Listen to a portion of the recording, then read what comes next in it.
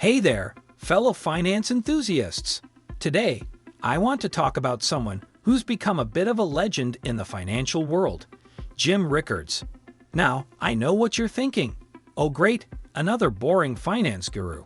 But trust me, Jim is anything but boring. Jim's credentials are seriously impressive. He's worked at some of the biggest financial institutions in the world, including Citibank and Long-Term Capital Management. He advised the U.S. government on financial issues and even participated in a war game simulation for the CIA. I mean, who gets to say they played financial strategist for the CIA? That's like something out of a James Bond movie.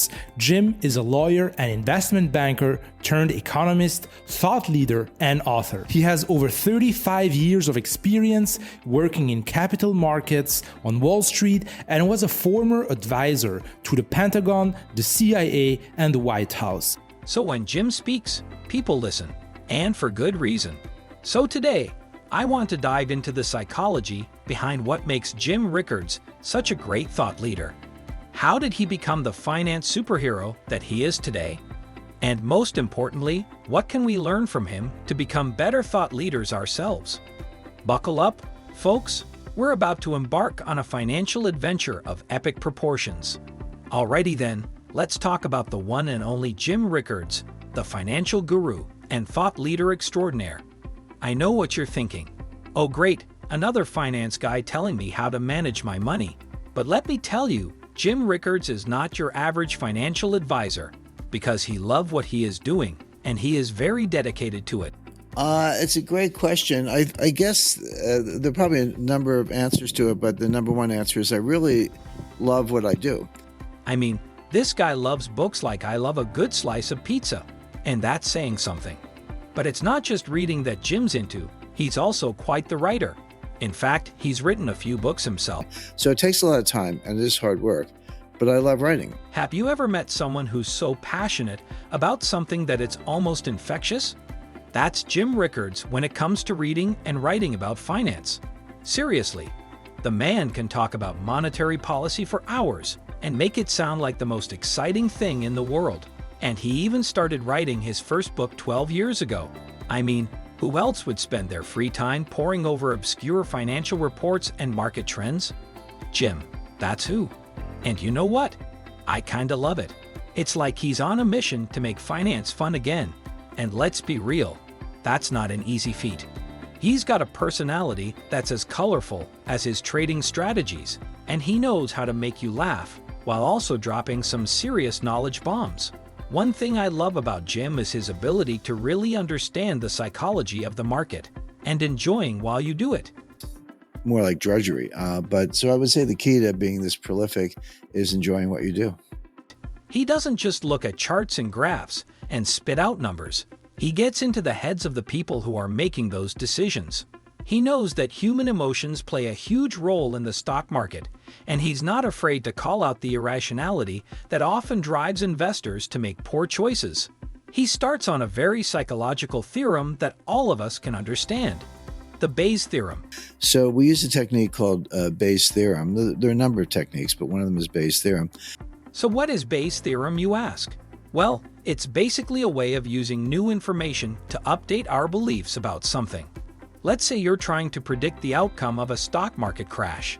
You might start off with a certain belief about the likelihood of it happening, but then, as you gather more information, like changes in interest rates or political events, you can use Bayes' theorem to adjust your beliefs accordingly. As Jim explained, and you start out with an assumption, a priori assumption, and if you had no information at all, just you have a binary outcome, kind of good or bad, black and white, whatever, and you had no information, you start with 50-50. You say, well, I don't really know anything. So I'm going to say 50% probability of one outcome, 50% probability of the other. You know, it's funny. I used to think I knew everything about everything. But then I learned about Bayes' theorem and realized that acknowledging our own ignorance is actually the key to success. Bayes' theorem basically starts with the assumption that we don't know anything. I know, it sounds a bit extreme, but hear me out. When we're trying to make predictions about the future, whether it's the stock market or the weather, we often start off with our own biases and assumptions. We think we know what's going to happen. But the truth is, we're often wrong. So Bayes' theorem forces us to acknowledge our own ignorance and start from scratch. We have to be open to new information and adjust our beliefs accordingly. It's like starting a new relationship. You can't assume you know everything about the other person from the get-go. You have to be open to learning and discovering new things about them as you go along. And here's the thing. This mindset isn't just useful in finance. It's something we can apply to all aspects of our lives. I think this is especially important in today's world, where information is constantly changing and evolving. We can't afford to hold on to outdated beliefs or assume that we know everything there is to know. We have to be willing to admit when we're wrong and adjust our thinking accordingly. It's something we can all use in our everyday lives. Let's say you're trying to decide whether to invest in a new business venture. You might start off with a certain belief about its potential success. But then, as you gather more information, like market trends and customer feedback, you can use Bayes' theorem to adjust your beliefs and make a more informed decision. Jim Rickards is a master storyteller, and he knows how to weave together a narrative that will keep you on the edge of your seat. Whether he's talking about the latest economic trends or recounting a wild adventure from his personal life, Jim knows how to make you feel like you're right there with him. Now, I have to admit, Jim's style might not be for everyone. He's always pushing the envelope, exploring new ideas, and challenging conventional wisdom. He's not afraid to go against the grain, and that's what makes him such a refreshing voice in the financial world. Of course, being a thought leader isn't just about having good ideas. You also need to be able to communicate those ideas effectively, and that's another area where Jim excels. He's a fantastic writer and speaker, and he knows how to break down complex concepts into simple, easy-to-understand language. Whether you're a financial expert or a complete novice, Jim's message will resonate with you. Let me tell you, my dear friend, Jim is a very funny guy. I remember one time he was giving a talk, and he accidentally spilled water all over his notes. Instead of getting flustered, he just shrugged it off and said, "Well, I guess I'll just have to wing it." The audience loved it, and it just goes to show that Jim knows how to roll with the punches. Jim Rickards is more than just a financial advisor. He's a thought leader who understands the psychology of the market and knows how to communicate his ideas effectively.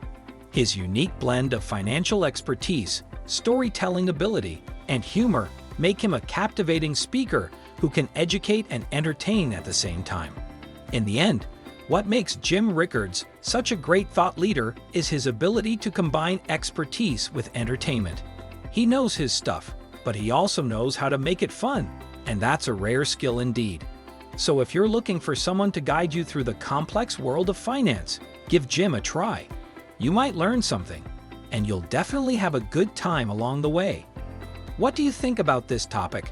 Share your thoughts in the comments section below. Don't forget to like, share, and subscribe to this channel. I'll see you in the next video.